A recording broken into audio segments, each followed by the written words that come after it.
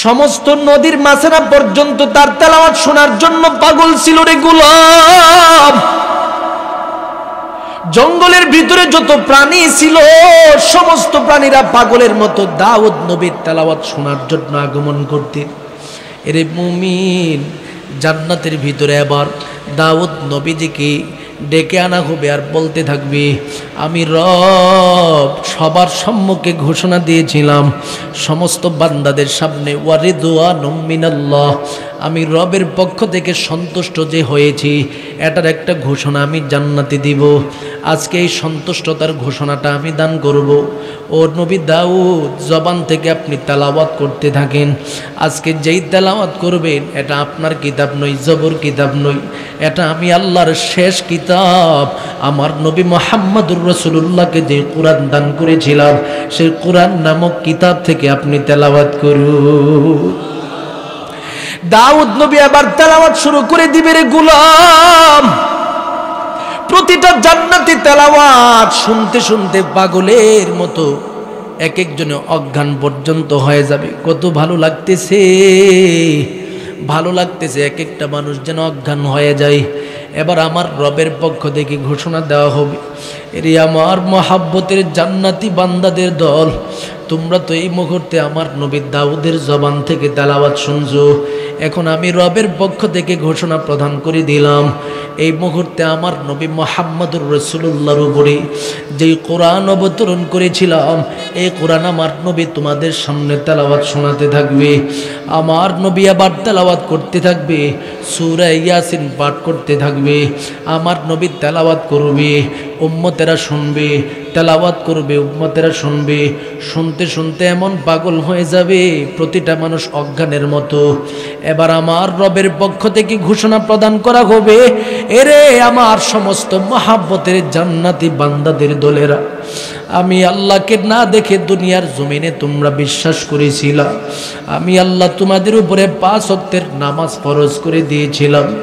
একটা দিন কাউকে জিজ্ঞাসা করো নাই যে আল্লাহ দুনিয়াতে আছে না নাই সেটা জানি না, নামাজ কেন পড়ব, এই প্রশ্নটা পর্যন্ত দুনিয়াতে তুমি কাউকে করো নাই। আমি আল্লাহরে না দেখে পরিপূর্ণ বিশ্বাস করে তুমি নামাজ নামক ইবাদত করেছিলা। আজকে আমি রব তোমাদের সবার সম্মুখে সন্তুষ্ট হওয়ার ঘোষণা দিতে আগমন করব। আমার রবের পক্ষ থেকে এবার সমস্ত ফেরেশতাদের সম্মুখে ঘোষণা প্রদান করবি, আমি আল্লাহর 70,000 নূরের যেই পর্দাটা আছে সেটাকে তোমরা সরায় নাও। আমি রব আমার সমস্ত বান্দাদের সম্মুখে সাক্ষাৎ দিব, আর আমি যে কোরআন আমার বান্দাদের উপরে অবতরণ করেছিলাম সেই কোরআন আমার বান্দাদের সম্মুখে তেলাওয়াত করে শ্রবণ করাতে থাকবো। এবার আমার রবের চেহারার দিকে তাকায় জান্নাতীরা পাগলের মতো হয়ে যাবে রে গোলাম। আমার মালিক তো এত সুন্দর, আমার মালিকের জমিনের স্বাভাবিক যত নিয়ামত রয়েছে নিয়ামতের দিকে তাকালে কতই না ভালো লাগে, একটা পাখির দিকে তাকালে কতই না ভালো লাগে, একটা প্রাণীর দিকে তাকালে কতই না ভালো লাগে, জঙ্গলের দিকে তাকালে কতই না ভালো লাগে। আমরা যখন চা বাগানে যাই সেখানে দেখতে চা বাগান কত ভালো লাগে, দুনিয়ার সাগরের তীরে যাই সাগরের তীরগুলোর ঢেউগুলি দেখতে কত ভালো লাগে, আকাশের দিকে তাকালে আকাশটাকে দেখতে কত সুন্দর লাগে। আমার মালিকের সৃষ্টি যদি এত সুন্দর হয় আমার আল্লাহ না যেন কত সুন্দর। সুবহানাল্লাহ বলে, জবানটা খুলে বলুন আল্লাহু আকবার, আরো জোরে আওয়াজ দিয়ে বলুন আল্লাহু আকবার। আমার রব কতই না সুন্দর হবে বান্দা। এবার আমার রব সমস্ত উম্মতের সামনে উজাড় মন নিয়ে বান্দাদের সম্মুখে এই মুহূর্তে তেলাওয়াত করবে, বান্দারা শুনতে শুনতে পাগল হয়ে যাবে। আমার নবী বলেন সেখান থেকে যখন জান্নাতীরা নিজ নিজ বাড়িতে চলে যাবে, নিজ নিজ জায়গায় চলে যাবে, সেখানে যাওয়ার পরে জান্নাতি যে হুরেরা আছে, নিজ নিজ বিবিরা আছে, বিবিরা বলতে থাকবে ব্যাপারটাকে আমাদের স্বামীদের কিন্তু চিনতে পারতেছি না, এত সুন্দর হয়ে কেমনে কোথায় থেকে আগমন করলো। স্বামীরা এত সুন্দর হবে, তাদের সৌন্দর্যতা দেখে বিবিরা বলবে এত সুন্দর চেহারা তো আগে ছিল না, হঠাৎ করে কিভাবে হলো। সমস্ত বান্দারা বলতে থাকবে আমাদের রবের কুদরতি চেহারা দেখে আসছি, আমাদের চেহারা সুন্দর হবে না তো কোন জিনিসটা সুন্দর হবে? আল্লাহু আকবার বলে। আল্লাহ আমাদের সবাইকে এই জান্নাতি মুমিনের কাফেলার ভিতরে ঢুকায় দেন। সবাই জবান খুলে বলুন আমিন। কত যে মহান সেই জান্নাত হবে। সুতরাং নিজের জীবনটাকে আমলের মাধ্যমে সুসজ্জিত করলে জান্নাত পাওয়া যাবে। কথা কোন ঠিক নেই? জিকির করছেন ইব্রাহিম নবী,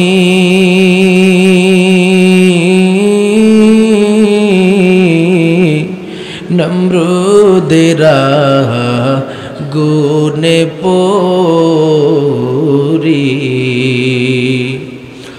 আগুন হইল ফুল বাগিচা, আগুন হইল ফুল বাগিচা, নবীর পশম জ্বলে না। সর্বদা জিকির করো মুমিন, গাফিল থাইকো না। সর্বদা জিকির করো মুমিন, গাফিল থাইকো না। জিকির করছেন মুসা নবী,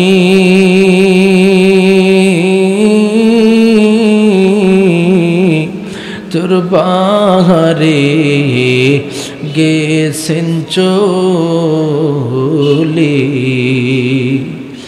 খুদার নূরি পাহাড় জ্বলল, খুদার নূরি পাহাড় জ্বলল, নবী মুসা জ্বলে না। সর্বদা জিকির করো মুমিন, গাফিল থাইকো না। সর্বদা জিকির করো মুমিন, গাফিল থাইকো না।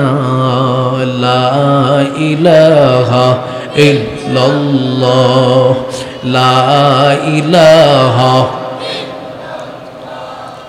লা ইলাহা ইল্লাল্লাহ, লা ইলাহা ইল্লাল্লাহ, লা ইলাহা।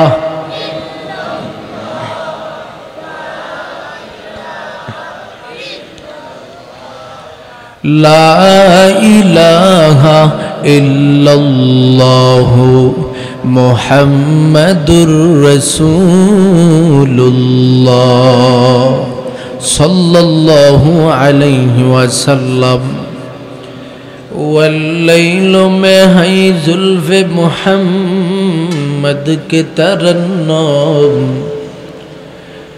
والليل में है जुल्फ मुहम्मद के तरन्नुम, والشمس من خسار أحمد के तरन्नुम, والشمس من خسار أحمد के तरन्नुम, والفجر में है सुबह रिसालत के बिशारत, والعصر में है दूर नबूवत की बिशारत, والعصر में है दूर नबूवत की बिशारत।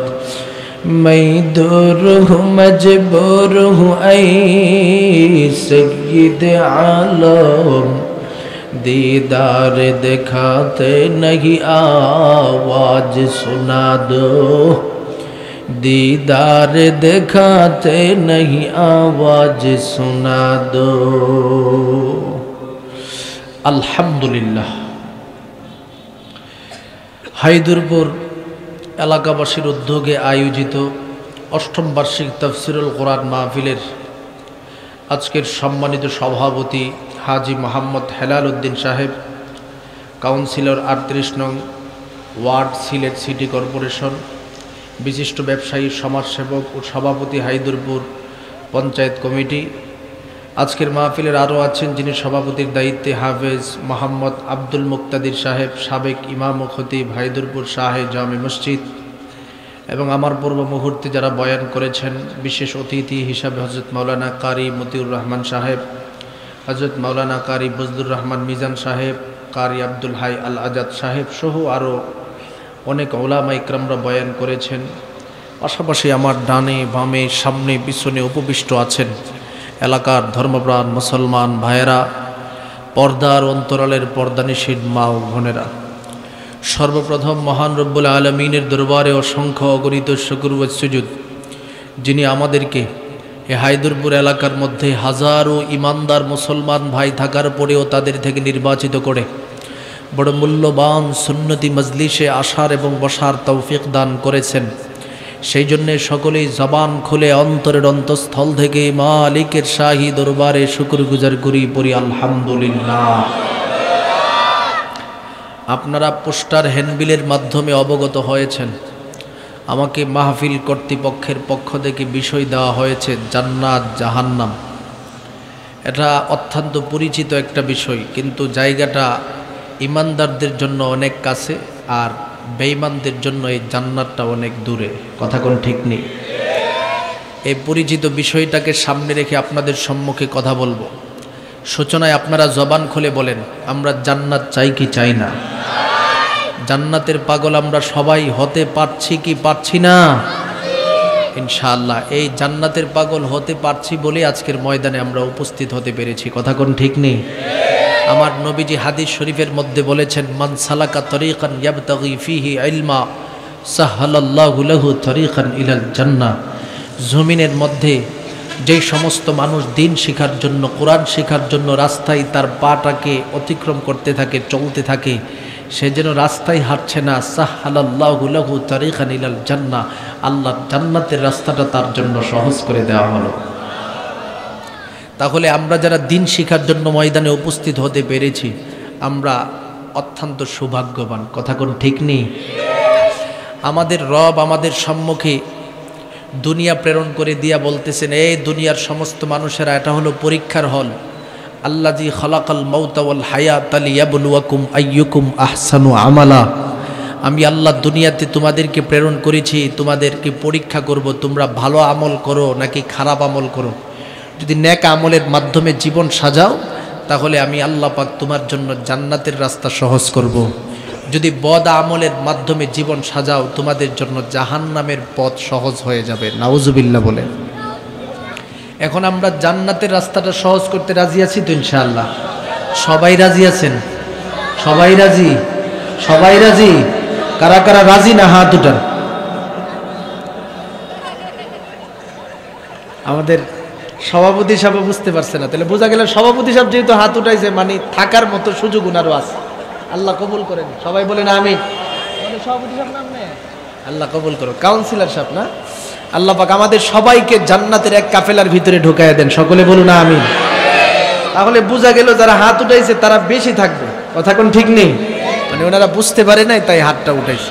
তো আমরা যদি জান্নাতি মুমিনের কাফেলাতে ঢুকতে চাই, আমরা কিছু মুজাহাদা করতে হবে। এই যে আমরা বর্তমানে যে জায়গাটায় বসা আছি, এই জায়গাটাকে আমাদের নবী বলেছেন জান্নাতের বাগান। সুবহানাল্লাহ বললেন।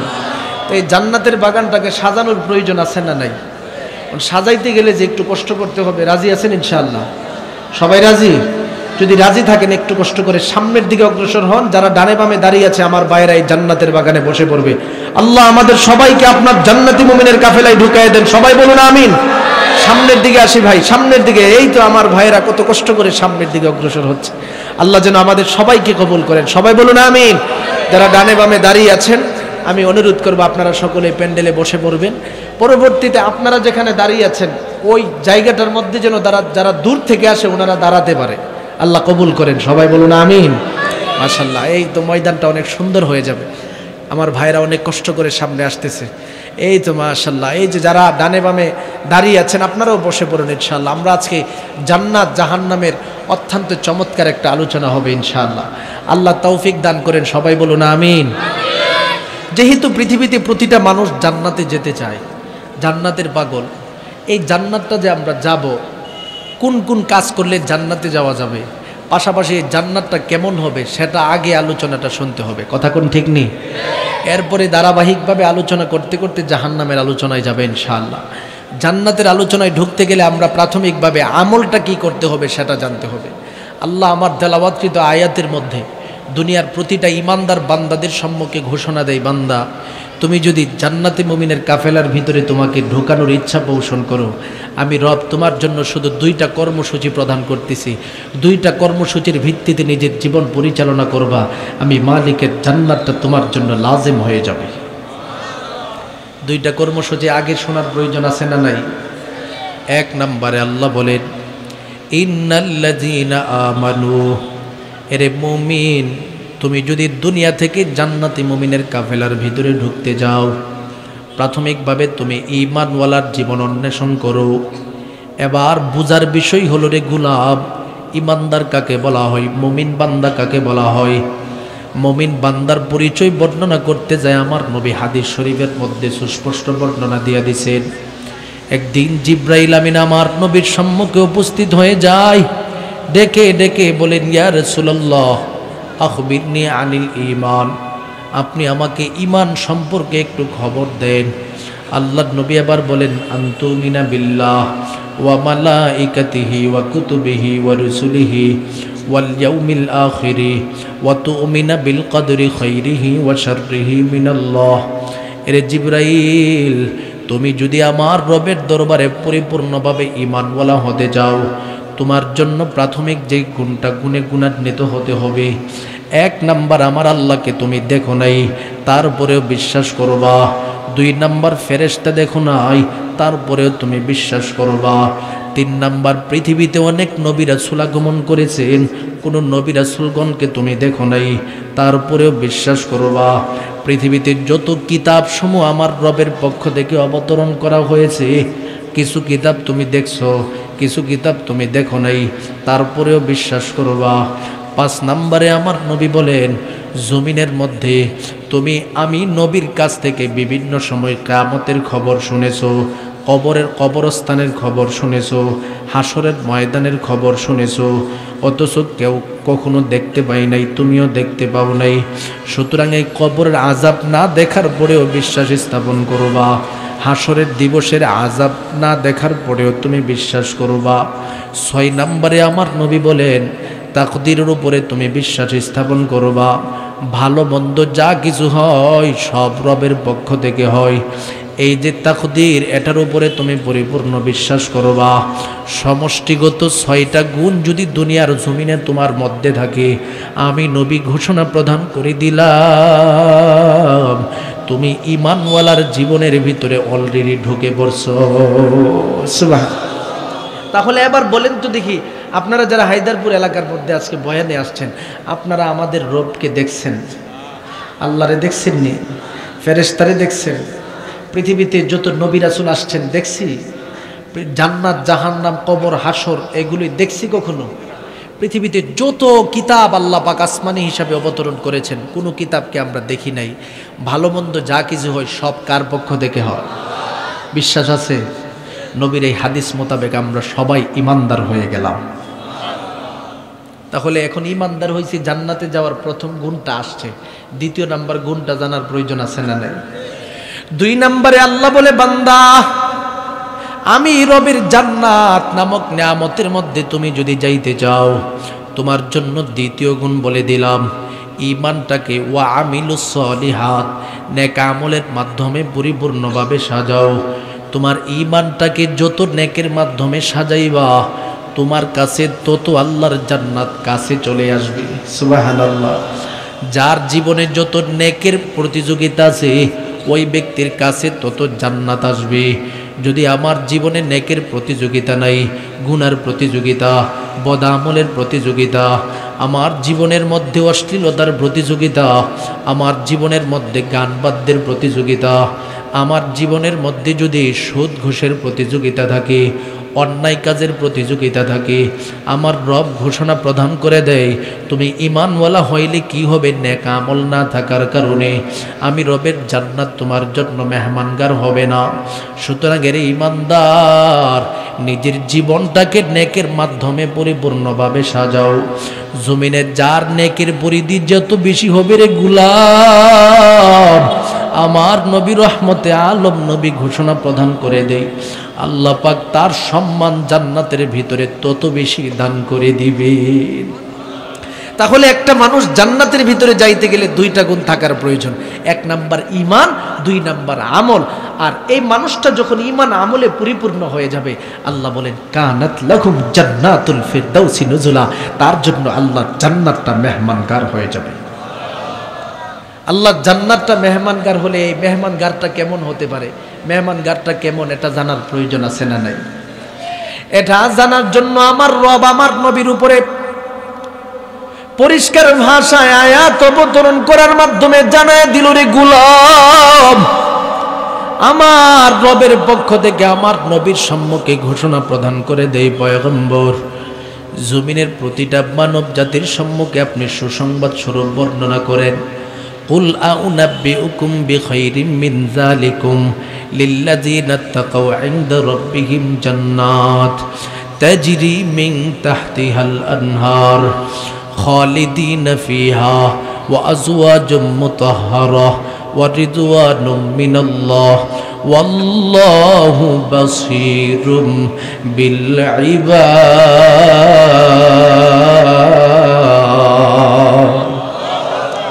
আমার রবের পক্ষ থেকে ঘোষণা প্রদান করা হলো, এরে আমার সমস্ত বান্দাদের দল, আমি রবের পক্ষ থেকে এমন একটা নিয়ামত তোমাদের জন্য বান্দার জন্য দান করে দিলাম।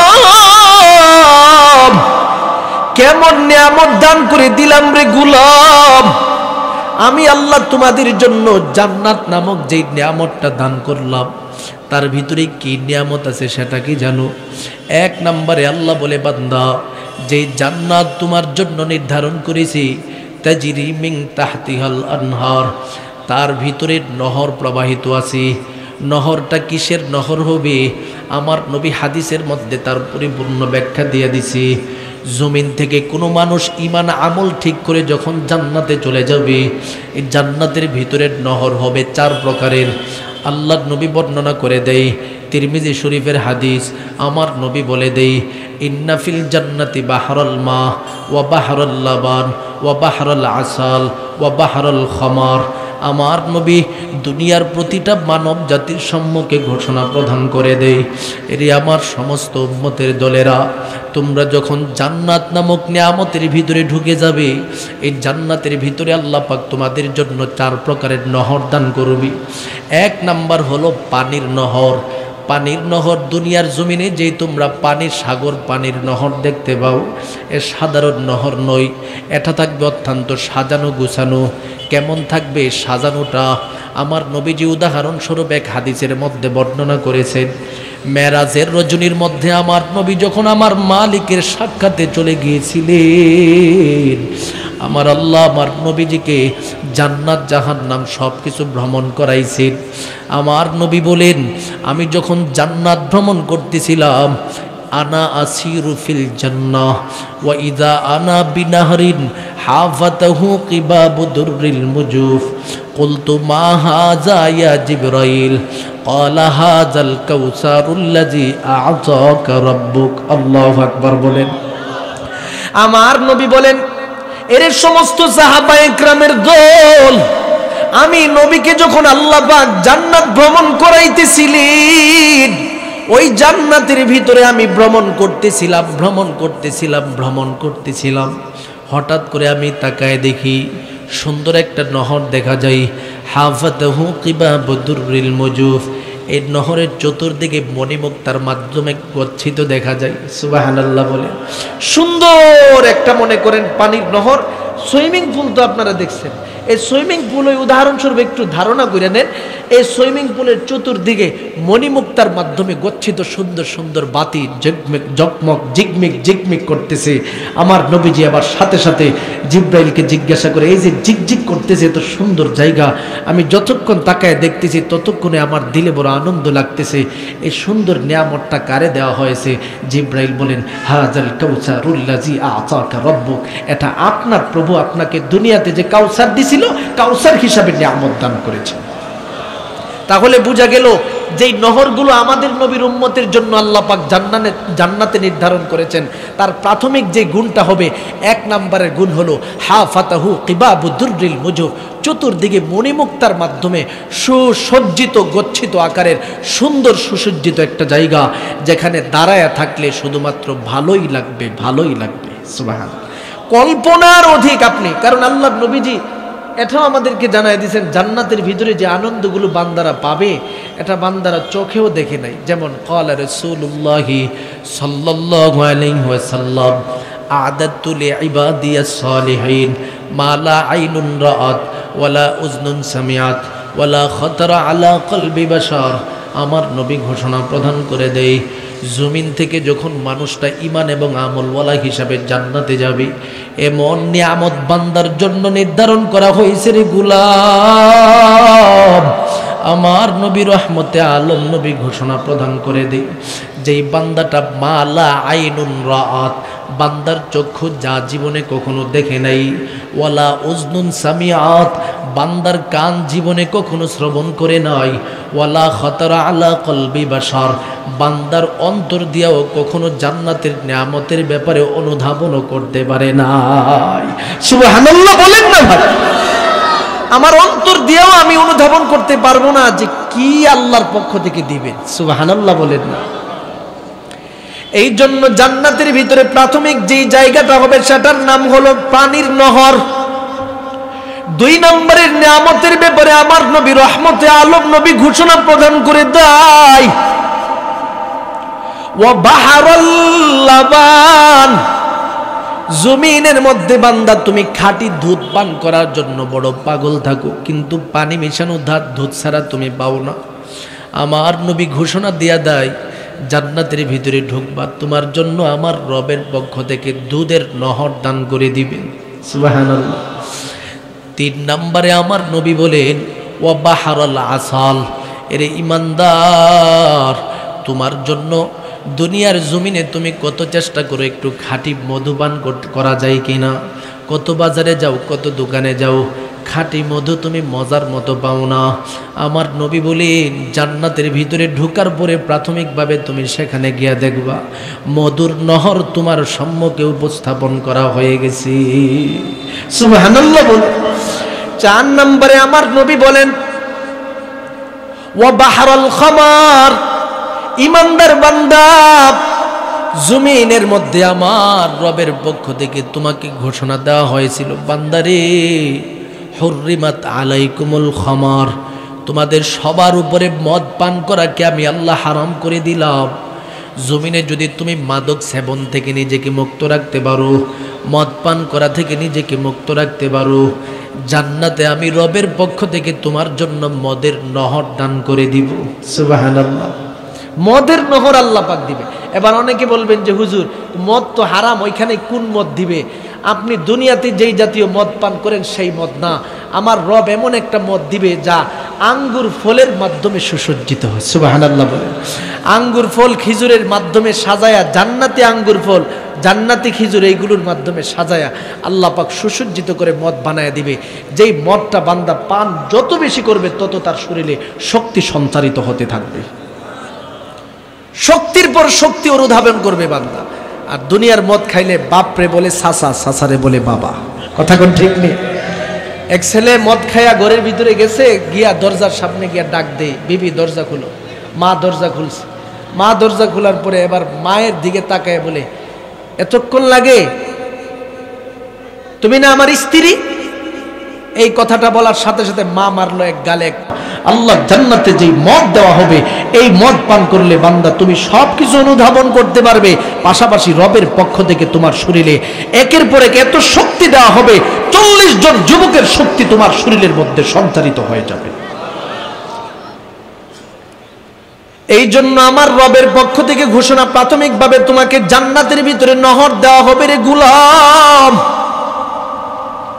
এই নহর থাকবে 4 প্রকারের, 4টা প্রকার। 1 নাম্বার হলো পানির নহর, 2 নাম্বার হলো দুধের নহর, 3 নাম্বার মধুর নহর, 4 নাম্বারে মদের নহর। এই 4টা নহরের কথা বলে আমার নবীজি বলে দেই, জান্নাতে যাইবা তো এইভাবে অনুধাবন করবা, মহাব্বতের সাথে সবগুলো তুমি পানি পান করতে পারবা, সব কিছু থেকে তুমি আনন্দ উপভোগ করতে পারবা। 2 নম্বরে আমার রবের পক্ষ থেকে জানায় দেই পয়গম্বর, দুনিয়ার সমস্ত মানুষের সম্মুখে আর একটা কথা জানায় দেন, আমার বান্দারা যখন জান্নাতে চলে যাবে, ওই জান্নাতের ভিতরে আমি রবের পক্ষ থেকে আর একটা নিয়ামত দেওয়া হবে। সেটা হলো সে 1 দিন 2 দিন মেহমানখানায় থাকবে না, খালিদিনা ফিহা, চিরস্থায়ীভাবে আমি আল্লাহ পাক তার জন্য জান্নাত নির্ধারণ করব। এখানে বান্দাকে আমি আল্লাহ মেহমানগার হিসাবে যে বললাম যে তাকে আমি মেহমানগার হিসাবে জান্নাত দিব, দুনিয়াতে মেহমান হিসাবে মেজবানের বাড়িতে 3 দিনের অতিরিক্ত থাকলেই মেজবান বড় কষ্ট পায়। মেজবান 3 দিন 4 দিন 5 দিন হয়ে গেলে মেজবান আরও বেশি কষ্ট পায়। আমার আল্লাহ বলে, বান্দা আমি জান্নাতটা তোমার জন্য যে মেহমানগার হিসাবে নির্ধারণ করেছি, এটাতে তুমি 1 দিন 2 দিন থাকবে না, চিরস্থায়ী থাকবে। কিভাবে থাকবা এটারও সিস্টেম আমি আল্লাহ তোমাদের সবার সামনে করে দিব। কিভাবে সিস্টেমটা হবে রে গোলাম, আমার রব যখন জান্নাতীদেরকে জান্নাতের ভিতরে ঢোকায় দিবে, জাহান্নামীদেরকে জাহান্নামের ভিতরে ঢোকায় দিবে। তিরমিজি শরীফের লম্বা এক হাদিসে এসেছে, আমার নবী ঘোষণা প্রদান করে দেই, সমস্ত জান্নাতি এবং জাহান্নামী 2 দলের মধ্যখানে বিশাল বড় একটা প্রাচীর নির্মাণ করা হবে। প্রাচীরের মধ্যখানে আমার রবের পক্ষ থেকে মালাকুল মউতকে উপস্থাপন করা হবে, জান্নাতীদেরকে ডেকে আনা হবে। এর সমস্ত জান্নাতীদের দলেরা তাকায় দেখো এই মানুষটাকে, এই ব্যক্তিটাকে তোমরা চিনতে পারো কিনা। জান্নাতীরা এবার ডেকে ডেকে বলবে, আল্লাহ এটা তো ওই ব্যক্তি যার মাধ্যমে আমাদের মরণ হলো, আমরা জান্নাতের ভিতরে আগমন করলাম। ওগো মালিক, সে কি আবার আমাদের সামনে জান কবজের জন্য আগমন করবে নাকি? আমার আল্লাহ এবার ডেকে ডেকে বলবেন, না রে সমস্ত জান্নাতীদের দল, যাকে এই মুহূর্তে তোমাদের সম্মুখে উপস্থাপন করা হলো, তাকে তোমাদের সামনে এই মুহূর্তে হত্যা করে দেওয়া হবে, আর জীবনে কখনো তোমাদের সম্মুখে সে আগমন করবে না। এবার জান্নাতীদের সম্মুখে মালাকুল মউতকে হত্যা করা হবে, আর জান্নাতীরা দেখে দেখে আনন্দে উৎফুল্লে বলতে থাকবে, আর জীবনে কখনো আমরা জান্নাত থেকে বের হতে হবে না। এবার জাহান্নামীদেরকে প্রাচীরের নিকটে আনা হবে, জাহান্নামীদেরকে ডেকে ডেকে বলবে, এরে জাহান্নামীদের দল, জান্নাতীদেরকে জিজ্ঞাসা করেছিলাম এই মালাকুল মউতকে চিনতে পারে কিনা, জান্নাতীরা সবাই চিনছে, তোমরা এই মুহূর্তে তোমাদের সম্মুখ থেকে জবাব দাও, তাকে তোমরা চিনতে পারো কিনা। মালাকুল মউতের সামনে এবার জাহান্নামীরা ঘোষণা দিতে থাকবে, ওগো আল্লাহ, যাকে আমাদের চোখের সম্মুখে দেখতেছি তাকে তো আমরা চিনি, তার কারণেই তো আজকে আমরা জাহান্নামী হয়ে গেলাম। আমার রবের পক্ষ থেকে এবার ঘোষণা প্রদান করা হবে, এর জাহান্নামীদের দল, এখন থেকে তোমাদের সম্মুখে এই মালাকুল মউতকে হত্যা করে দেওয়া হবে, আর জীবনে কখনো তোমাদের সম্মুখে সেই মালাকুল মউত আগমন করবে না। জাহান্নামীরা এবার চিৎকার মারিয়া বলবে, আল্লাহ তাহলে কি আমাদের আর কখনো মরণ হবে না? আল্লাহ বলবে, না রে জাহান্নামীদের দল, তোদের আর কখনো মরণ হবে না, চিরস্থায়ীভাবে জাহান্নামে থাকো। জান্নাতীদেরকে ঘোষণা দেওয়া হবে, আমি যে দুনিয়াতে তোমাদের জন্য বলেছিলাম জান্নাত তোমাদের জন্য মেহমানগার থাকবে, এই মেহমানগার দুনিয়ার জমিনের কোনো মেহমানগার না রে বান্দা, এই গারটা হলো আমি আল্লাহর পক্ষ থেকে চিরস্থায়ী মেহমানগার। এখানে থাকতে থাকবা, এখানে আনন্দের পরে আনন্দ করতে থাকবা, আর জীবনে কখনো তোমাদের সম্মুখে মালাকুল মউত আগমন করবে না। এরপরে আল্লাহ বলে, বান্দা জান্নাতের ভিতরে তোমাদের জন্য 3 নম্বরের আর একটা নিয়ামত দিলাম, সেটার নাম হলো ওয়াজওয়াজুম মুতাহহারা। দুনিয়ার জমিনের মধ্যে একটা যুবতী নারীর দিকে তাকালে রে যুবক তুমি বড় পাগল হয়ে যাও, অথচ দুনিয়ার নারীদের মধ্যে আল্লাহ পাক এমন কিছু আওসাফ দান করে দিল, যেই গুণের কারণে নারীরা প্রত্যেক মাসে অন্তত পক্ষে অপবিত্র হতে হয়। তাদের নাকের মাধ্যমে শ্লেষ্মা পর্যন্ত বের হয়ে থাকে। যদি 1 দিন 2 দিন পরিপূর্ণভাবে তারা দাঁত না মাজে দাঁত থেকে দুর্গন্ধ বের হয়, সঠিকভাবে যদি গোসল না দেয় শরীর থেকে দুর্গন্ধ বের হতে থাকে।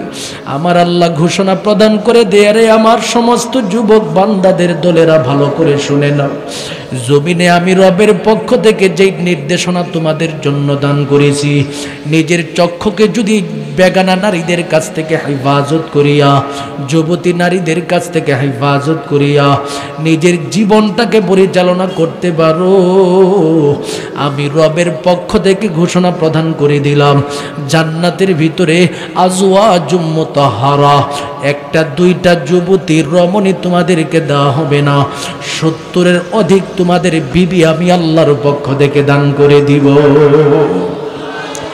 এক একটা বিবি কেমন হবে রে গোলাম? আমার নবী রহমতে আলম নবী বলেন, যদি জান্নাতি কোনো একটা হুর, জমিনটা পুরাটা অন্ধকার থাকে, সেখানে যদি তাদের একটা আঙ্গুল জমিনে নিক্ষেপ করে দেই, সেই আঙ্গুলের আলোতে গোটা দুনিয়াটা আলোতে রূপান্তরিত হয়ে যাবে। তাহলে কি পরিমাণে সৌন্দর্যতা সেই জান্নাতের ভিতরে থাকবে ভাই। কেমন সুন্দর নারী দেওয়া হবে, ওই নারী কখনো অপবিত্র হবে না রে গোলাম। ওই নারীটা এত সুন্দর থাকবে, আমার নবী রহমতে আলম নবী বলেন, তার হাঁটু থেকে নিয়ে পায়ের নিচ পর্যন্ত যে বর্ণনা হাদিসে এসেছে, এত সাদা থাকবে, এত সুন্দর থাকবে, তার যে হাড্ডির ভিতরে মগজসমূহ বিদ্যমান রয়েছে, ক্যালসিয়াম আছে, এইগুলো পর্যন্ত দেখা যাবে। যত দেখা যাবে ততই যেন সুন্দরের পর সুন্দর আপনার সম্মুখে অনুধাবিত হবে। প্রতিটা মুহূর্তে আলাদা আলাদা সুন্দর। জান্নাতের ভিতরে আমার রবের পক্ষ থেকে প্রাথমিক যেই খাবারটা দেওয়া হবে, ওই খাবারটা হবে সারা পৃথিবীর যত খাবার ছিল সবগুলো মিলায়া। সুবহানাল্লাহ। আপনার এলাকার একজন রিক্সার ড্রাইভার চিন্তা করে, ইসরে যদি লন্ডনের অমুক আপেলটা খাইতে পারতাম, অমুক আমটা খাইতে পারতাম, আমেরিকা থেকে অমুক ফলটা যদি খাইতে পারতাম, কানাডা থেকে অমুক ফলটা যদি আইনা খাইতে পারতাম, এই জাতীয় আফসোস মানুষের মধ্যে আছে না নাই? জবান খুলে বলেন, আছে না নাই? আমার নবী বলেন, তুমি যদি তোমার জীবনটাকে পরিপূর্ণভাবে নেক আমল আর ইমানের মাধ্যমে সাজায় আল্লাহর দরবারে যাইতে পারো, দুনিয়ার যত ফল ফলাদি আছে, যত খাবার দাবার আছে, সব কিছুর মজাকে একত্রিত করিয়া সব কিছুকে একত্রিত করে একটা রুটি বানিয়ে দেওয়া হবে। সেই রুটিটা তুমি ভক্ষণ করবা, এক একটা কামড়ে কামড়ে আলাদা আলাদা স্বাদ তুমি ভক্ষণ করতে পারবা। জান্নাতের ভিতরে যেই ফল থাকবে রে গোলাম, আমার নবী বলেন, এক একটা ফল তুমি যখন ভক্ষণ করতে থাকবা রে মুমিন, ফলটা তুমি ভক্ষণ করবা, মুখের মধ্যে নিবা, আলাদা স্বাদ। একটা কামড় দিবা এক প্রকারের স্বাদ, আর একটা কামড় দিবা আর এক প্রকারের স্বাদ, আর একটা কামড় দিবা আর এক প্রকারের স্বাদ। এভাবে ভিন্ন ভিন্ন প্রকৃতির স্বাদের পর স্বাদ তুমি অনুধাবন করতে পারবা। এরে মুমিন, এই জন্য আমার রবের পক্ষ থেকে ঘোষণা প্রদান করা হয়, বান্দা ওই জান্নাতের জন্য পাগল হও, যেই জান্নাতের ভিতরে আমি আল্লাহ তোমার জন্য যত প্রকারের খাবার আছে সব নির্ধারণ করে দিলাম। এরপরে 4 নম্বরে আমার রবের পক্ষ থেকে জান্নাতের আর একটা কথা বর্ণনা করেছেন, সেটা হলো ওয়ারিদওয়ানুম মিনাল্লাহ। জান্নাতের ভিতরে আমার রবের পক্ষ থেকে সমস্ত বান্দাদের উপরে সন্তুষ্টি হওয়ার ঘোষণা প্রদান করে দিবেন। সুবহানাল্লাহ। সন্তুষ্ট হওয়ার কারণেই তো জান্নাতে গেছি। আবার রবের পক্ষ থেকে আলাদাভাবে সন্তুষ্টের ঘোষণা কিভাবে দিবে, কেমনে দিবে, এই পদ্ধতিটা কি? আমার নবী বলেন, হ্যাঁ, আমার রব নিজের সমস্ত বান্দাদের সামনে আইসা বলবে, আমি আল্লাহ তোমাদের সবার উপরে সন্তুষ্ট হয়ে গেছি। এটা একটা দিন আসবে, বাবু আসওয়াকিল জান্নাত, একটা অধ্যায় তিরমিজি শরীফের মধ্যে বর্ণনা করা হয়েছে। জান্নাতের একটা বাজারও আছে। সুবহানাল্লাহ বলবেন না? এই বাজারটা সাধারণ বাজার না, এই বাজারের মধ্যে আল্লাহ নিজে সাক্ষাৎ করার জন্য বান্দাদের সামনে আসবে। হাদিসের মধ্যে পরিষ্কার বর্ণনা, আমার নবী রহমতে আলম নবী ঘোষণা প্রদান করে দেই, জান্নাতের ভিতরে সমস্ত ইমানদার বান্দাদেরকে আল্লাহ পাক নির্ধারিত একদিন ডাক দিবে। ডাক দেওয়ার পেছনেও কিছু কারণ থাকবে। কারণগুলো কি হতে পারে? জান্নাতীরা যখন জান্নাতের ভিতরে ঢুকে যাবে, প্রতিটা জান্নাতি তাদের দিলের ভিতরে কেমন যেন একটা আকাঙ্ক্ষা থাকবে। আকাঙ্ক্ষা, খাবার খাইতেছে, খাবারের অভাব নাই, প্রতিটা আনন্দ উপভোগ করতেছি, আনন্দ উপভোগের অভাব নাই, তারপরেও কেমন যেন একটা শূন্যতা শূন্যতা অনুভব করতেছি।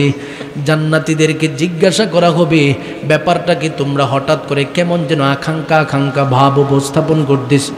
জান্নাতীরা বলেন, আমরা বুঝতে পারতেছি না, কেমন যেন আমাদের দিলের ভিতরে একটা আকাঙ্ক্ষা আকাঙ্ক্ষা লাগতেছি, কি যেন আমাদের কাছ থেকে শূন্যতা শূন্যতা অনুভব করতেছি। হঠাৎ করে গাইবীভাবে আওয়াজ চলে আসবে, এর সমস্ত জান্নাতীদের দলেরা, যেই কারণে তোমাদের দিলের ভিতরে আকাঙ্ক্ষা অনুভব করতেছো, শূন্যতা শূন্যতা অনুভব করতেছো, এই শূন্যতাটাও আমার রব তোমাদের জন্য পরিপূর্ণ করে দিবে। এই শূন্যতা হলো আমার রবকে দেখার শূন্যতা। সুবহানাল্লাহ। কারণ রবের ইবাদত করতে করতে জান্নাতে ঢুকলাম, রবকে দেখতে পারি নাই, এটার একটা শূন্যতা সবার মধ্যে থাকবে। এবার আমার রবের পক্ষ থেকে ঘোষণা প্রদান করে দিবে, জান্নাতের বাজারের মধ্যে এই মুহূর্তে বিশাল অনুষ্ঠান নির্ধারণ করে দাও। সে অনুষ্ঠানের মধ্যে আমার রবের পক্ষ থেকে ঘোষণা দিবেন, আমি আল্লাহ হলাম প্রধান অতিথি। সেখানে আমার নবী রহমতে আলম নবী থাকবে, আমি আল্লাহ হলাম সভাপতি। সেখানে থাকবে আমার নবী রহমতে আলম নবী প্রধান অতিথি। সেখানে দাউদ নবী থাকবে সমস্ত মানুষের সম্মুখে বিশেষ অতিথি। দাউদ নবীকে কেন রাখা হবে?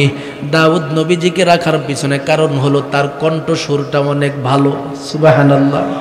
পৃথিবীতে যত নবী প্রেরণ করেছেন আমাদের নবী ছাড়া, কারণ আমাদের নবীজিকে আল্লাহ যে নিয়ামত দিয়েছে অন্য কোনো নবীরে দেয় নাই। সুবহানাল্লাহ।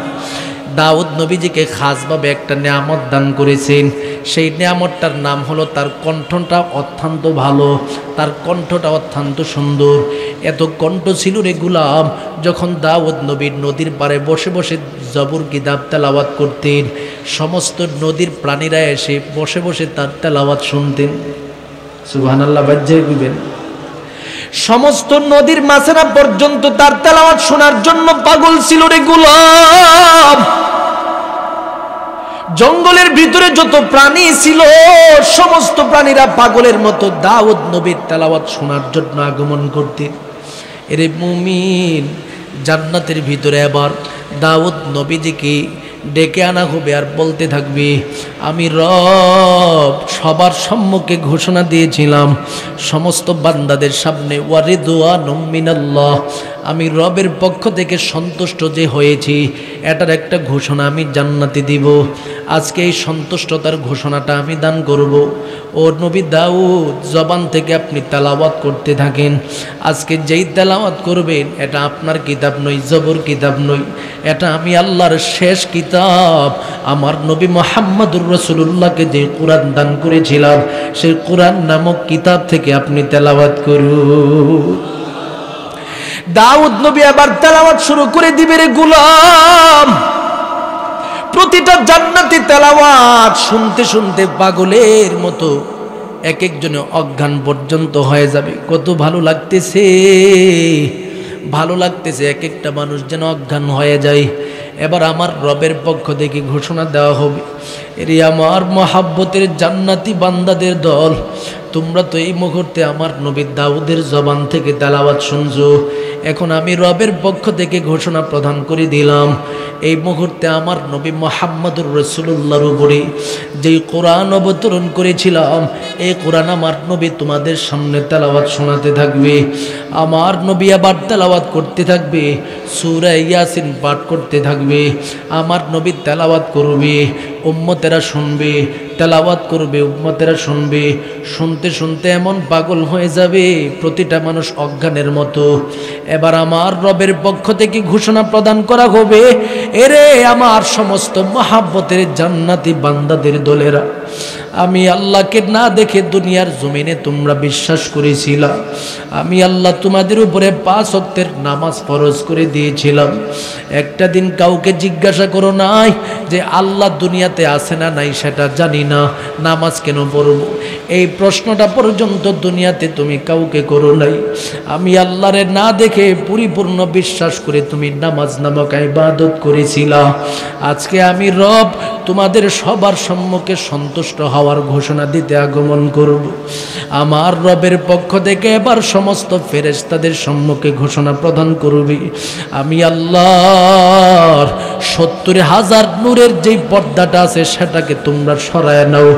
আমি রব আমার সমস্ত বান্দাদের সম্মুখে সাক্ষাৎ দিব, আর আমি যে কোরআন আমার বান্দাদের উপরে অবতরণ করেছিলাম সেই কোরআন আমার বান্দাদের সম্মুখে তেলাওয়াত করে শ্রবণ করাতে থাকব। এবার আমার রবের চেহারার দিকে তাকায় জান্নাতীরা পাগলের মতো হয়ে যাবে, রে গোলাম আমার মালিক তো এত সুন্দর,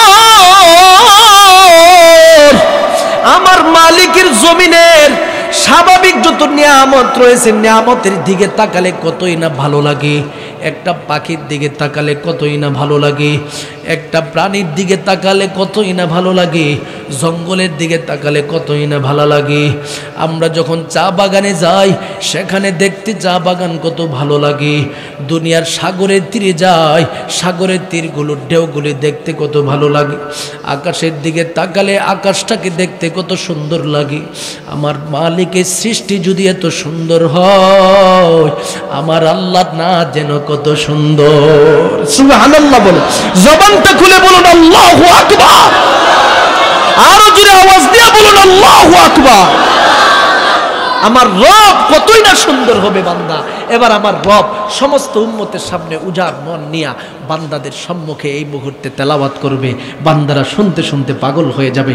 আমার নবী বলেন সেখান থেকে যখন জান্নাতীরা নিজ নিজ বাড়িতে চলে যাবে, নিজ নিজ জায়গায় চলে যাবে, সেখানে যাওয়ার পরে জান্নাতি যে হুরেরা আছে নিজ নিজ বিবিরা আছে, বিবিরা বলতে থাকবে ব্যাপারটাকে আমাদের স্বামীদের কিন্তু চিনতে পারতেছি না, এত সুন্দর হয়ে কেমনে কোথায় থেকে আগমন করলো। স্বামীরা এত সুন্দর হবে, তাদের সৌন্দর্যতা দেখে বিবিরা বলবে এত সুন্দর চেহারা তো আগে ছিল না, হঠাৎ করে কিভাবে হলো। সমস্ত বান্দারা বলতে থাকবে আমাদের রবের কুদরতি চেহারা দেখে আসছি, আমাদের চেহারা সুন্দর হবে না তো কোন জিনিসটা সুন্দর হবে। আল্লাহু আকবার বলে বলছে। আল্লাহ আমাদের সবাইকে এই জান্নাতি মুমিনের কাফেলার ভিতরে ঢুকায় দেন। সবাই জবান খুলে বলুন আমিন। কত যে মহান সেই জান্নাত হবে।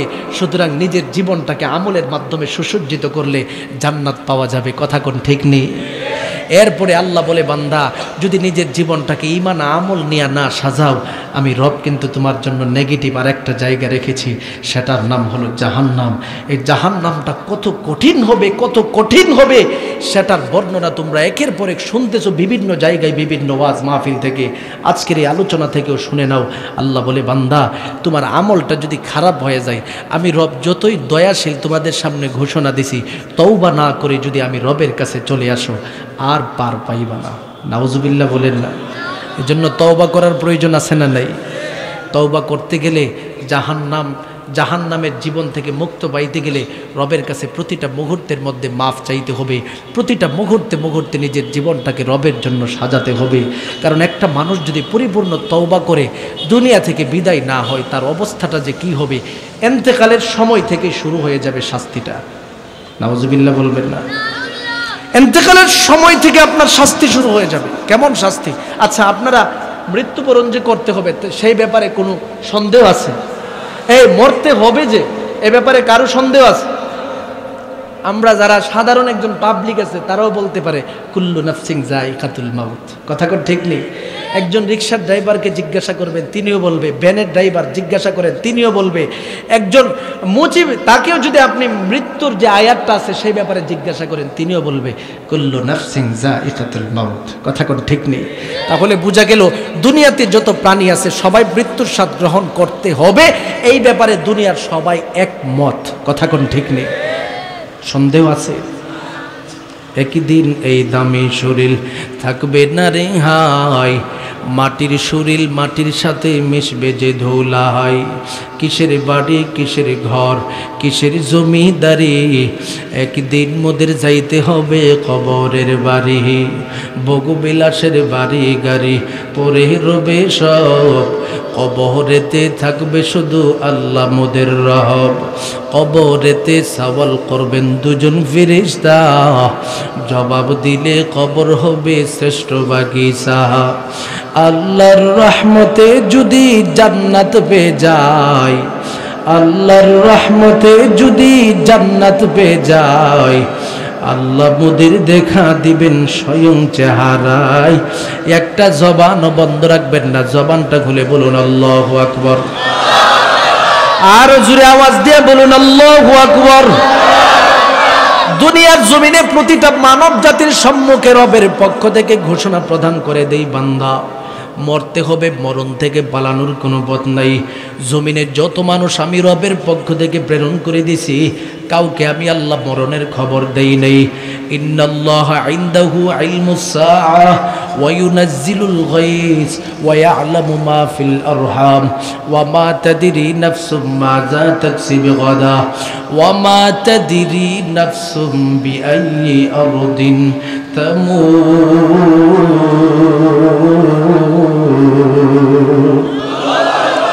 আমার রবের পক্ষ থেকে ঘোষণা প্রদান করা হলো, এরে আমার মহাব্বতের বান্দাদের দল,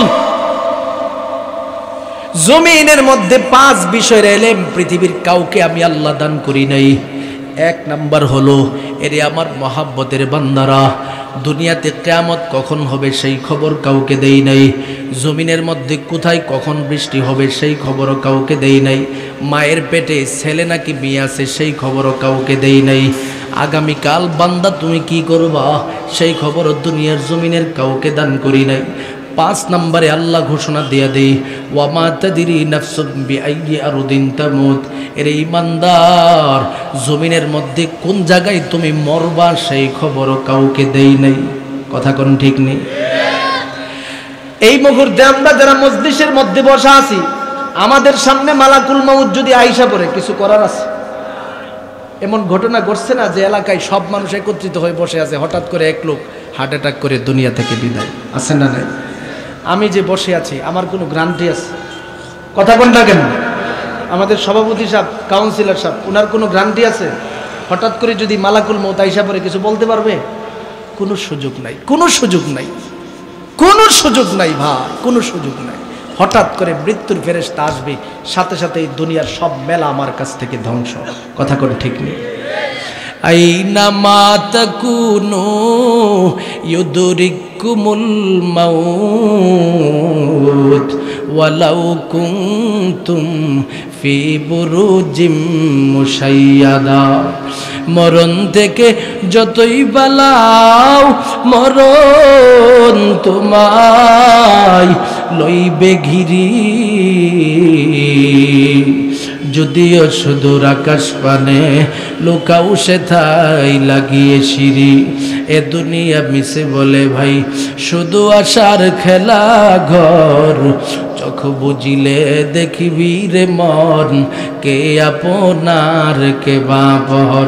কোথা থেকে আগমন, কোথায় যেতে হবে রে, কে আনিল কি কারণে জানা নাই ভবিতে। নদীরে পার ভাঙে ওপার ঘরে, এই তো নদীর খেলা। সকাল বেলার ধনী রে তুই, ফকির সন্ধ্যা বেলা।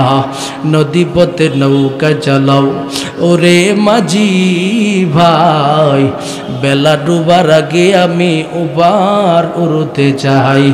ডুবে গেলে বেলা রে আর উঠে না, ভেঙে গেলে মেলা রে আর জমে না। এ হায়দরপুর এলাকার আল্লাহর বান্দা ও সিলেটের জমিনের মুসলমান ভাইরা, একটু মনোযোগের সাথে কথাটা শুনে নেন। আমার সামনে যদি মালাকুল মউত আগমন করে, আমারও কোনো কিছু বলার থাকবে না। আপনার সম্মুখে যদি মালাকুল মউত আগমন করে, আপনারও কোনো কিছুর বলার থাকবে না। সুতরাং এই মালাকুল মউত আগমন করার সাথে সাথে আমার অবস্থাটা কি হবে? আমার নবী বলেন, সাথে সাথে ইমানদার যদি হয়ে থাকে, আমলওয়ালা যদি হয়ে থাকে, ওই বান্দার কোনো ভয় নেই, ওই বান্দার কোনো চিন্তা নাই। কেমন ভয় নাই, কেমন চিন্তা নাই? ওই বান্দার সম্মুখে মালাকুল মউত জান্নাতের একটা কামরা নিয়ে উপস্থিত হবে আর বলতে থাকবে, এরে আল্লাহর মহাব্বতের বান্দা, দুনিয়াতে যখন তুমি ফজরের আজান শুনছো, ঠান্ডা পানি দিয়া ওযু বানাইয়া মসজিদমুখী হয়ে গেছো। তুমি যখন জুহুরের আজান শুনছো, মসজিদমুখী হয়ে গেছো। আসরের আজান শুনছো, পাগলের মতো মসজিদমুখী হয়ে গেছো। মাগরিবের আজান শুনছো, পাগলের মতো মসজিদমুখী হয়ে গেছো। এত কষ্ট করে আমার মালিককে তুমি সন্তুষ্ট করেছো রে বান্দা। আমার মালিক তোমার জন্য যেই জান্নাতটা নির্ধারণ করেছি তার একটা কামরা উপস্থাপন করে দিছি। আল্লাহর মহাব্বতের বান্দাটা কামরার দিকে যখন নজর চলে যাবে সাথে সাথে মালাকুল মউত তার জান কবজ করে নিবে। আমার নবী বলেন জান্নাতের কামরার দিকে নজরটা যাওয়ার কারণে তার মৃত্যুর কোনো প্রকারের কষ্ট সে অনুধাবন করতে পারবে না। সুবহানাল্লাহ। আর যদি বেঈমান নাফরমান হয়ে বেনামাজি হয়ে আমার মালিকের দরবারে চলে যায় রে গোলাম, আমার নবী রহমতে আলম নবী ঘোষণা প্রদান করে দেয় রে আল্লাহর বান্দাদের দল, তার মতো শাস্তি এই জগতের মধ্যে কেউ অনুধাবন করতে পারবে না। কেমন শাস্তি আগমন করবে রে বান্দা, কেমন শাস্তি আগমন করবে। মালাকুল মউত গুনাহগারটার সম্মুখে এমন একটা আকৃতিতে আসবে, গুনাহগার মালাকুল মউতকে দেখিয়া কলিজার মধ্যে এমন একটা আঘাত পাইবে, দুনিয়ার জমিনে সে আঘাত অনুধাবন করার কোনো সুযোগ নেই। আমার নবীজিকে জিজ্ঞাসা করা হয়েছিল এই গুনাহগার নাফরমানের যে জানটা কবজ করা হবে কি পরিমাণে শাস্তি হতে পারে, কি পরিমাণে কষ্ট হতে পারে। আমার নবী বলেন এরে সাহাবা একরামের দলেরা, যদি কোনো একটা জীবিত প্রাণীকে পরিপূর্ণভাবে গাছের মধ্যে বাঁধিয়া সেই জীবিত প্রাণী থেকে চামড়া তাকে আলাদাভাবে খুলতে থাকে, যে পরিমাণে কষ্ট জীবিত প্রাণীটা পাবে, যেই ব্যক্তি অপরাধ করে অন্যায় করে দুনিয়া থেকে বিদায় হবে সেই মৃত ব্যক্তিটা সেই পরিমাণে কষ্ট পাবে, এর চেয়ে থেকে বেশি কষ্ট পাবে। এরে মুমিন কি পরিমাণে কষ্টটা তখন হবে। এবার আমার মরণ যখন হয়ে যাবে রে গোলাম, মরণ থেকে যখন আমি এই মুহূর্তে মরণ হয়ে গেল, আমার সম্মুখে আমার পাশে আমার সন্তানের আত্মীয় স্বজনেরা বসে থাকবে, চোখের পানি ছেড়ে দিয়ে কান্না করবে, আমি তো বড় নাফরমান হয়ে দুনিয়া থেকে বিদায় হয়ে গেলাম। আমার লাশের যে রুহুটা আছে সেই রুহুটা এই মুহূর্তে কারা নেবে? জান্নাতীদের কোনো আগমন ঘটবে না, জাহান্নামীরা আগমন করবে।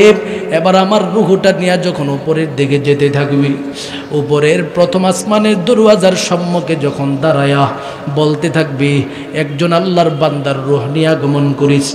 এবার প্রথম আসমানের দরওয়াজার দারোয়ান ফেরেশতা বলতে থাকবে যেই ব্যক্তির জান নিয়ে তুমি আগমন করেছো সেটাকে তো ইল্লিনে নেওয়ার কোনো সুযোগ নেই, এই গুনাহগার বান্দাটাকে এই মুহূর্তে শাস্তির সম্মুখীন করে দাও। কিভাবে করবা? আসমানের দরওয়াজা থেকে এই মুহূর্তে নিক্ষেপ করে দাও, যেন সেই গুনাহগার বান্দাটার রুহুটা জমিনের নিচে সিজ্জিনের মধ্যে চলে যায়। এরে গুনাহগার আল্লাহর বান্দা, এবার সেই রুহুটা সিজ্জিনের সম্মুখীন হয়ে যাবে। এরে আল্লাহর বান্দা, আমার লাশ নিয়ে যখন মানুষ দৌড়তে থাকবে, দৌড়তে দৌড়তে এবার জানাজা হবে, কবরের সম্মুখীন যখন আমাকে করানো হবে, আমি তো নাফরমান গুনাহগার অবস্থায় দুনিয়া থেকে বিদায় হইলাম। আমার নবী রহমতে আলম নবী বলেন ওই রুহুটা কবরের মধ্যে দাফন করার সাথে সাথে বান্দার কাছে চলে আসবে, আমার রবের পক্ষ থেকে আদেশ চলে আসবে তাকে শাস্তি শুরু করে দাও। আউ হুফরাতুম মিন হুফারিন নার, ওই বান্দার কবরটার সাথে সাথে জাহান্নামের টুকরাতে রূপান্তরিত হয়ে যাবে। প্রাথমিক যেই শাস্তিটা দেওয়া হবে নাফরমানকে, ডান দিকের মাটি একটু দূরে চলে যাবে, বাম দিকের মাটি আর একটু দূরে চলে যাবে। ডান দিক বাম দিকের মাটি নাফরমানটাকে এমন জোরে একটা চাপ মারবে, এক একটা চাপের কারণে এই নাফরমানের একটা হাড্ডি আর একটা হাড্ডির ভিতরে ঢুকে যাবে রে গোলাম। আমার নবী বলেন নাফরমান বান্দাটা আমার রবের দরবারে কাঁদবে আর বলবে আল্লাহ, আমার মতো অপরাধী মনে হয় দুনিয়াতে কেউ ছিল না রে মালিক, যার কারণে তুমি আমার এইভাবে শাস্তি দাও। ওগো আল্লাহ, একটুকে শাস্তি থেকে মুক্তি দেওয়া যায় না রে মালিক।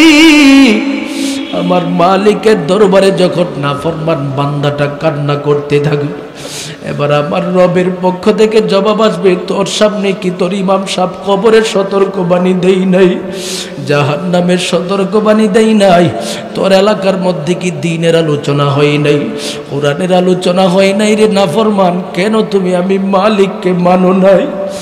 নাফরমান এবার রবের দরবারে কাঁদবে আর বলবে ওগো দয়ার মালিক,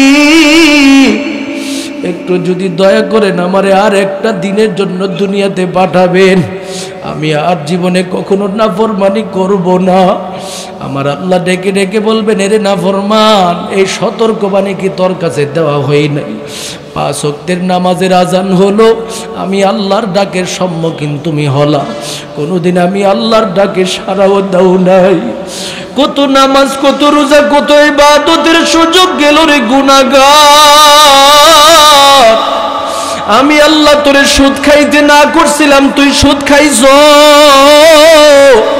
আমি আল্লাহ তোরে ক্ষমতা দিয়েছিলাম, তুই ছোট ছোট ব্যক্তিদেরকে দেখে দুর্বল মানুষদের উপরে জুলুম করছিলাম।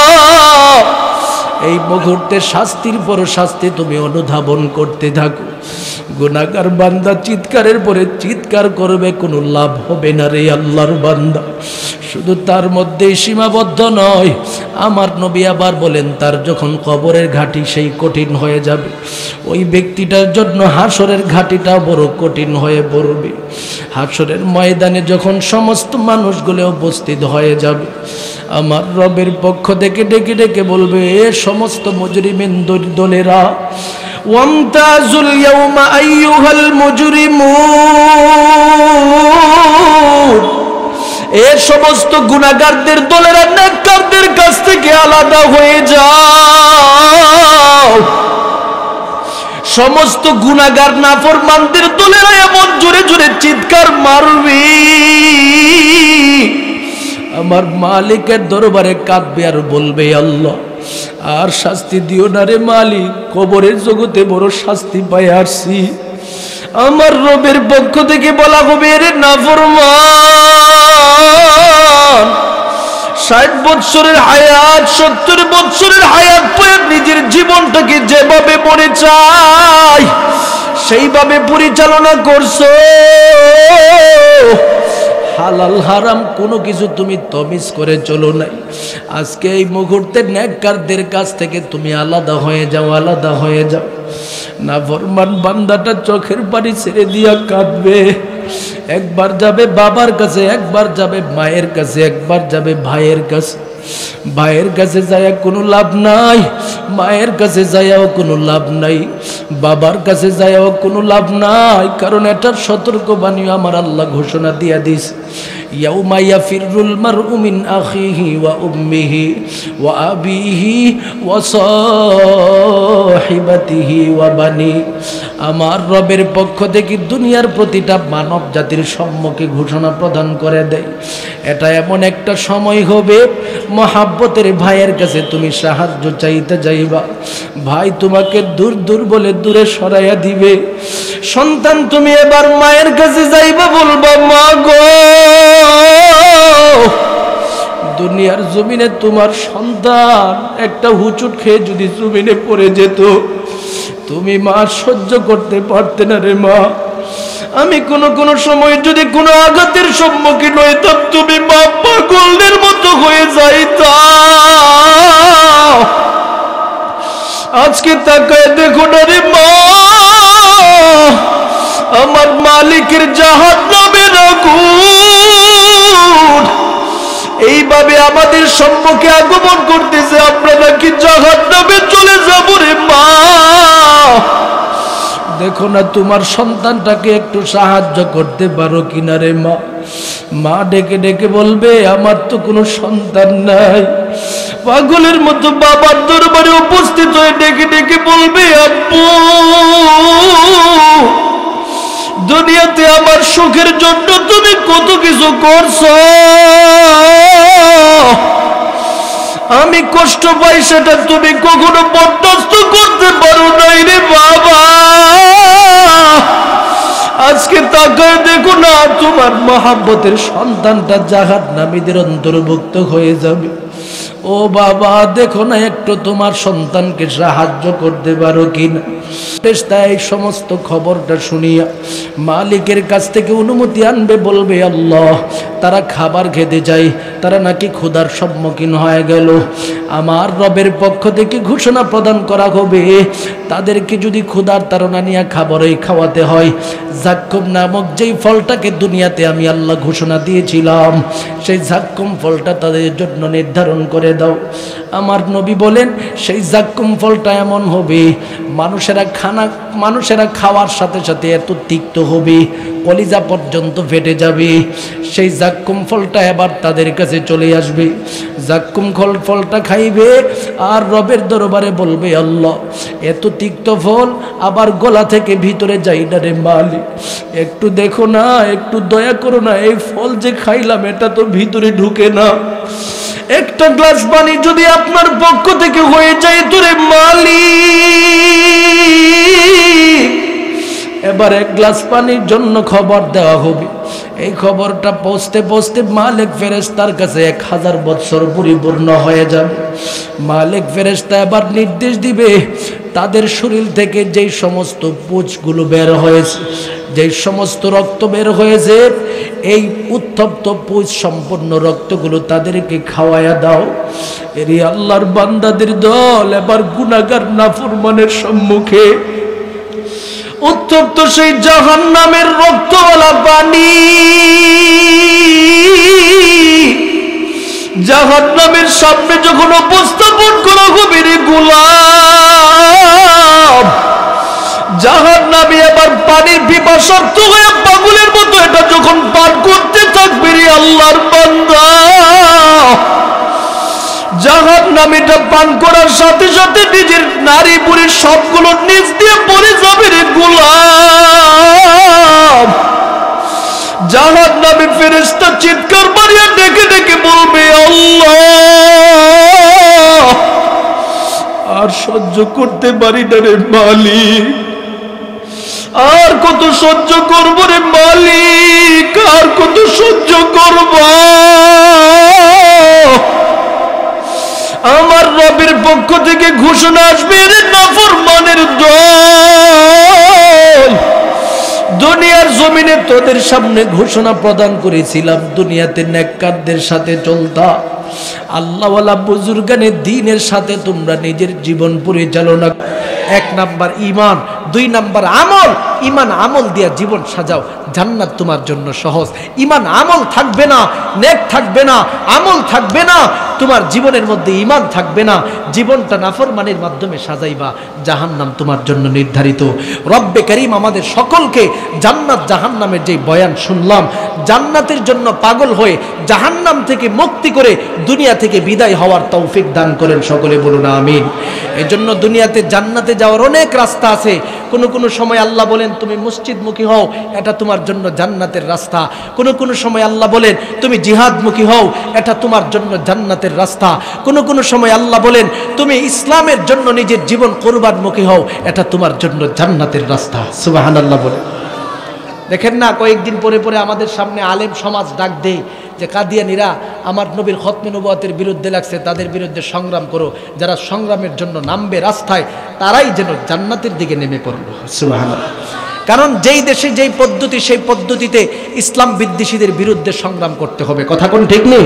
আমাদের দেশের পদ্ধতি হলো ইসলাম বিদ্বেষীদের বিরুদ্ধে সংগ্রাম করার পদ্ধতি হলো রাস্তায় নেমে প্রতিবাদ করা। কথা কোন ঠিক নেই?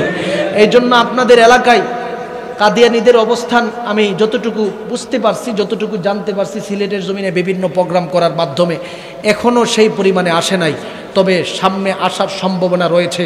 এই সমস্ত কাদিয়ানীদের বিরুদ্ধে সর্বোচ্চ ভূমিকা রাখতে হবে। কথা কোন ঠিক নেই? আমার নবীর বিরুদ্ধে, আমার নবীর খতমে নবুয়তের বিরুদ্ধে তারা একের পর এক কথা বলবে, আর আপনি তাদের উপরে বিশ্বাস করে তাদের ধর্ম অনুসরণ করবেন, এটা জান্নাতি মুমিনের কাজ হতে পারে না। কথা কোন ঠিক নেই? জান্নাতির মুমিনের কাজ সেটাই, যারা আমার নবীর বিরুদ্ধে, যারা এইভাবে খতমে নবুয়তকে অস্বীকার করে বিভিন্ন জায়গায় ইসলামের ব্যানারে তাদের ধর্ম প্রচার করবে, তাদের বিরুদ্ধে সর্বোচ্চ সংগ্রাম চালিয়ে যাওয়া। আর সেই সর্বোচ্চ সংগ্রাম চালাতে গিয়ে আমার দেশের আলেম সমাজ এখনো সময় দিচ্ছে। বিশেষ করে আমাদের মধুপুরের হযরত মুন্সিগঞ্জ থেকে গোটা জাতির সম্মুখে আহ্বান করছে, আমাদের মাহমুদুল হাসান সাহেব গোটা জাতির সম্মুখে আহ্বান করছে। আল্লামা আহমদ শফি সাহেব হুজুর উনার পক্ষ থেকে সংগ্রামের পরে সংগ্রাম করে আমার প্রধানমন্ত্রীর কাছে পর্যন্ত আবেদন করে গিয়েছে, প্রধানমন্ত্রী আপনি এদেশের কাদিয়ানীদেরকে কাফের ঘোষণা করুন, না হয়তো আমার দেশের ইসলামের ব্যানার নিয়ে তারা একের পর এক তাদের ধর্ম প্রচার করতেছে, এটা আমরা কখনো বরদাস্ত করতে পারছি না। এভাবে একের পর এক সরকারের কাছে চাপ প্রয়োগ করতেছে।